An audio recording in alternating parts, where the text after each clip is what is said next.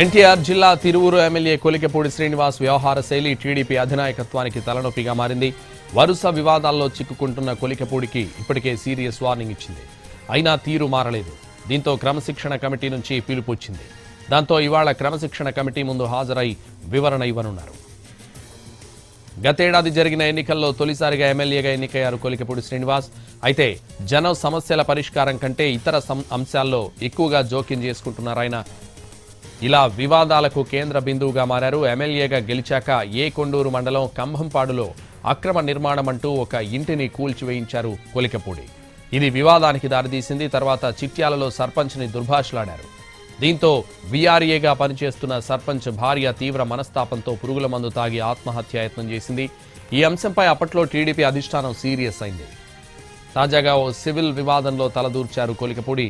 Gopalapuram TDP గ్రామ కార్యదర్శి భూక్యా రాంబాబు ఇంటికి వెళ్లారు కొలికెపూడి. అయితే రాంబాబుకు తన సోదరుడు వైసీపీ నేత భూక్యా కృష్ణతో ఆస్తి తగాదా ఉంది.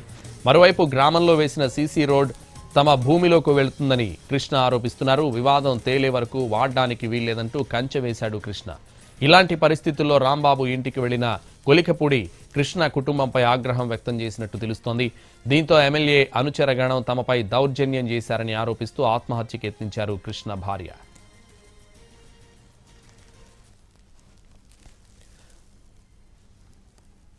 వరుస వివాదాలకు కారణమైన కొలికెపూడి టీడీపీ అధిష్టానం ఆగ్రహంతో ఉంది. ఇప్పటికే 2 సార్లు స్వయంగా సీఎం చంద్రబాబు వార్నింగ్ ఇచ్చారు.